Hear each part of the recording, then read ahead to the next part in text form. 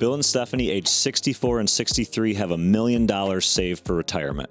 But is their allocation invested too aggressively for this phase of life? Stay tuned to get the red, yellow, green light assessment on their portfolio mix.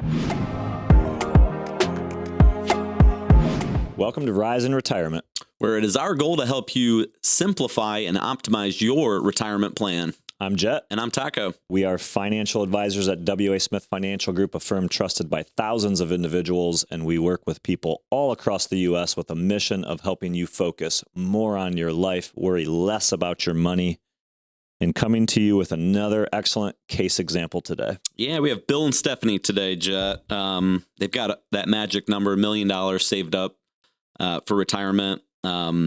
They've got a major concern that's keeping them up at night. At the end of the day, it's bothering them a little bit. Is, do we have too much risk? Are we too aggressive at this stage in life? And what could that impact be to our retirement? Yeah. Also, awesome question of anyone to ask of their own situation. Sometimes I feel like people don't ask that question of their current portfolio or their current strategy enough.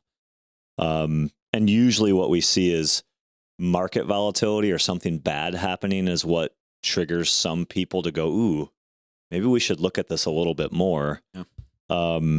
It's one of the biggest mistakes that you can make, I think, is not getting an assessment of this done regularly enough, and or just having misalignment with what you think your actual tolerance is for risk versus what the portfolio's allocation actually says, or what it's actually positioned for. So we'll talk more about those ideas as we continue with this case example. Yeah, and if you find today's video helpful, make sure that you like, share, subscribe. Also, we're going to talk a little bit as we go along after the video. We have tons of resources at riseinretirement.com, so stay tuned here. But Jet, you mentioned understanding your risk. Another thing that I see often is let's use target funds, target mutual funds.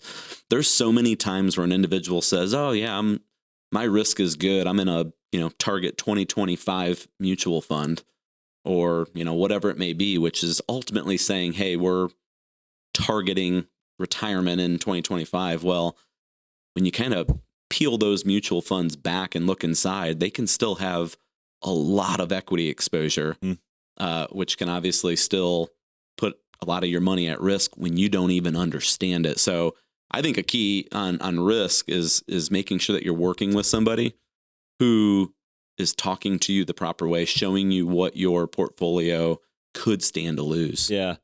And as we stated earlier, 70-30 equities to fixed income allocation is what Bill and Stephanie in this example have their portfolio positioned for. And you've heard of that 60-40, 70-30, 80-20. There's nothing necessarily wrong with approaching your allocation that way. Right. But I will argue that it's kind of a tired method. It's been around for so long. It's not the only way that you can do this. And as we go through the case details of this example, I think that there's a better way that Bill and Stephanie could approach this and view it. Yeah. That might help them with some of the issues that they are going to encounter or potentially encounter based on the way that this case is developed. So agreed. So Bill and Stephanie are age 64 and 63 respectively. They are retired. They have been for a couple years now. As I mentioned, they have $1 million saved up, $700,000 in an IRA between the two of them. Or I'm sorry, IRA accounts. Yep. Yeah. $200,000 is in a joint brokerage account. And they have about $100,000 sitting in cash and CDs, just kind of reserves, laddered CDs, things of that nature. So the 70-30 split is on the IRA and the joint account. So that $900,000 has a 70% equity exposure, 30%. And so their goal is they want to make sure they have their money invested properly and appropriately based on their age, income needs, you name it, all of that. Based on some recent market volatility in media and, the headlines, they start wondering, hey, do we have too much? And they rely heavily on their portfolio from an income standpoint. Yeah. So, I mean, that's kind of gives you the rundown. They consider themselves, they describe themselves as, and I love this one. Mm-hmm. I always joke about this one. Moderate to moderately conservative is their risk profile. Meaning if you ask them, hey, what's your risk tolerance? That's what they would describe themselves as, yes? Correct. Yeah. And there's where you can get some misalignment real quick working with a financial advisor, because moderate means something different to every person out here. Conservative means something different to everybody out there. Conservative can range from, I don't want to lose any principal, to I just want good dividend paying stocks. Well, there's a big difference between those two. So using more than words is really important to describe your risk tolerance. Yeah.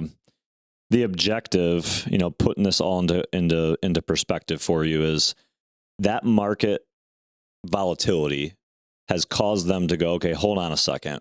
Maybe we should get a second opinion on this. And that's a really good step for them, because they could come out of that second opinion with the answers that they're looking for, and maybe a affirmation that, hey, I think this is the way we should have our portfolio situated. Or they could come out of it in the example like we're going to describe, and I think that there's a better approach and something that they could do that would help them deal with future market volatility in a way where they don't become worried overnight that their retirement plan is going to fall apart on them and things are going to go rocky really quickly. So let's move to the income side of this, because as you guys know, if you've watched our Rise in Retirement show before, everything generally in retirement comes back to income need or lack thereof from your portfolio. And we firmly and strongly believe that focusing on that first will help us, with any person that we meet, develop a more robust and comprehensive approach to how the dollars are invested. Yeah.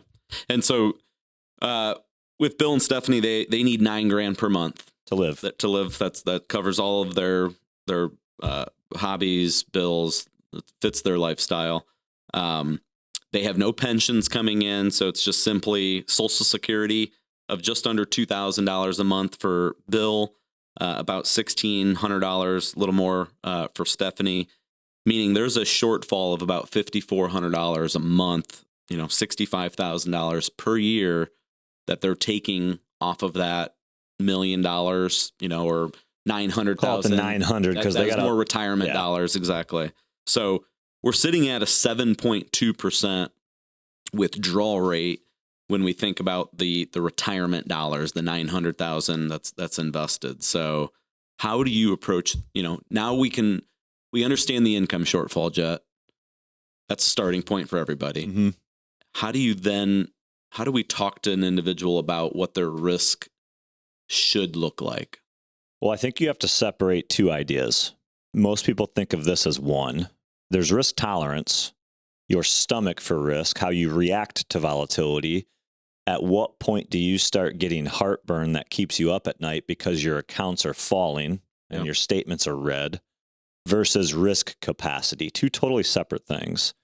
Capacity says, based on your scenario, your withdrawal rate, where your dollars are invested, how much you have, how much can you afford to take risk with?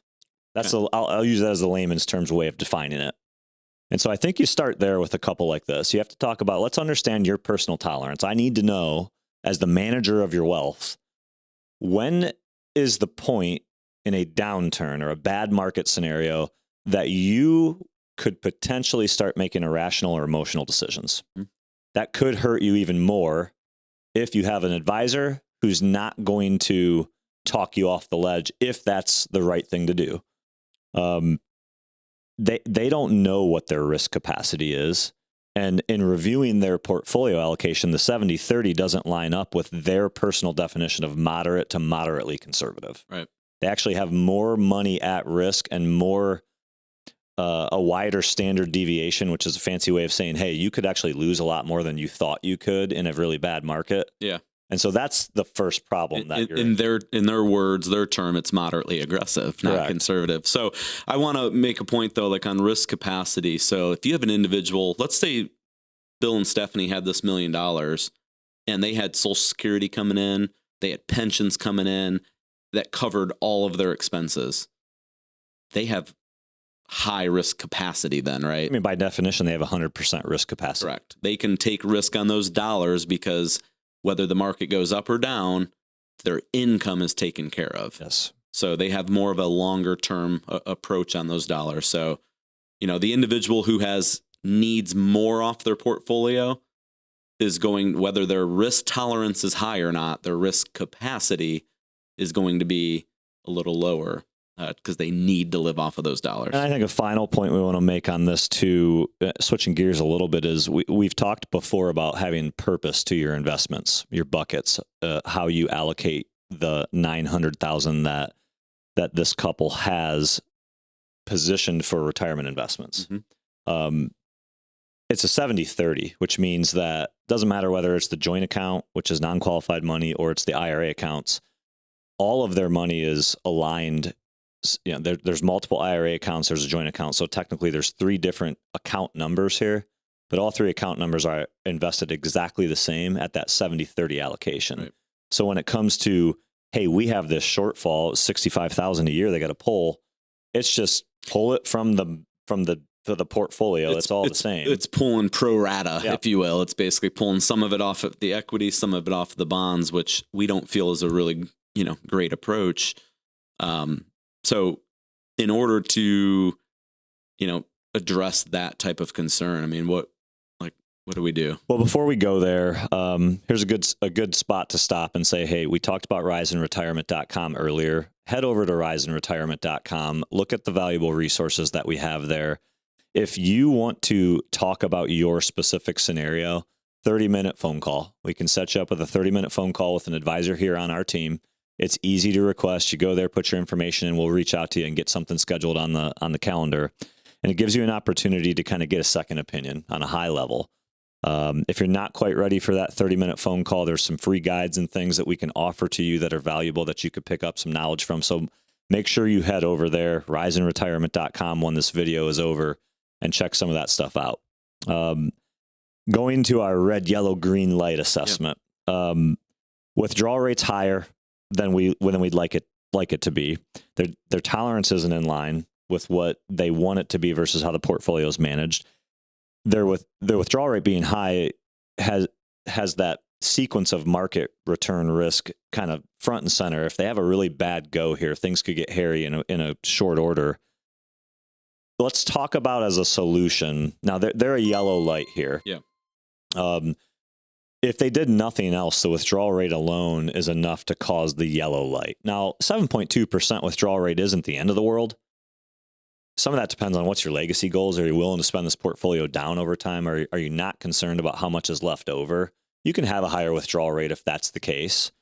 I think that they can take control by creating what we'll call a purpose-based allocation. So I want to talk just for a minute about how we would approach that. Yeah, I mean, some of this tax planning comes into play too, because there are different tax status. There's IRAs, there's the joint brokerage accounts, which could have capital gains. But, what I would look at doing for Bill and Stephanie is saying, hey, number one, let's understand where income's coming from for the next 12 months. Let's get a bucket, and fill that bucket up with at least 6 to 12 months worth of income in a pretty much a cash alternative, right? Hey, we know if the market continues to stay volatile and goes down, that it's not impacting income for the next 12 months. Mm-hmm. It's time segmentation. Now maybe we build out a bucket where it's going to cover years 2 through 5. We don't have to be in cash, but maybe that's where we start using some of that bond allocation, for example, where, hey, I know rather than selling pro rata and we're going to just sell off some equities here and there and pull from here.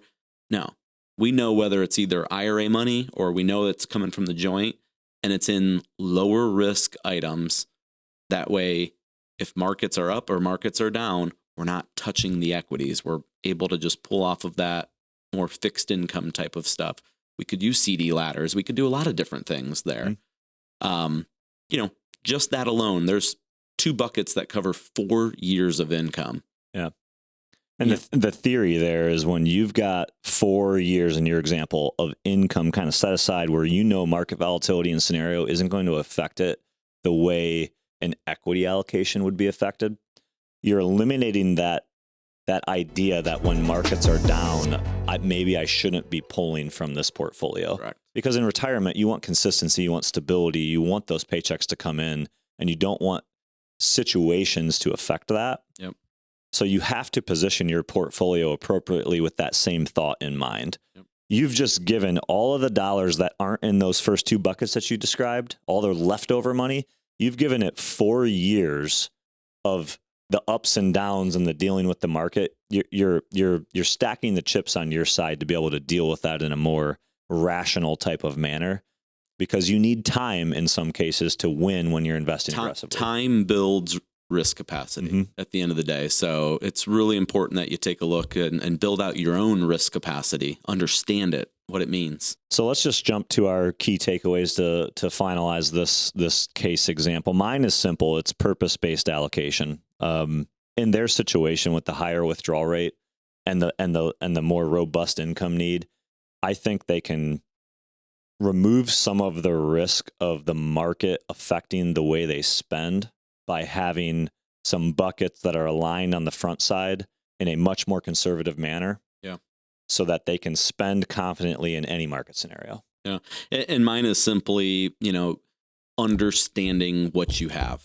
Plain and simple. It's if you don't know roughly what your portfolio, your retirement dollars would potentially lose in a worst case type of year, down year, then you should get a second opinion. You should understand that before you have to get reactive. We want people to be proactive with the plan. Yep. It takes understanding your plan to be proactive. So yeah, and I mentioned at risingretirement.com, you can schedule that 30-minute phone call with an advisor, complimentary, no cost, no obligation. That's a good first step if you're thinking, man, I like what these guys are saying and how they're telling me to position my dollars from an income standpoint, segregating the assets between front-end income accounts and then aggressive accounts. Then go on risingretirement.com, schedule that 30-minute phone appointment. And don't forget to like, share, subscribe with today's video. Drop us a comment below if you want to share your scenario there. If you have a question, we're monitoring those comments all the time, so we'd love to hear from you. And we're out of time for today, so until next time, we'll see you right back here on Rise in Retirement.